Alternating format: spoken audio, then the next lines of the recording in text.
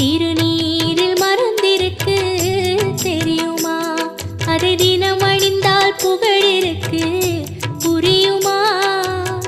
கந்தன் திருநீரில் மறந்திருக்கு தெரியுமா?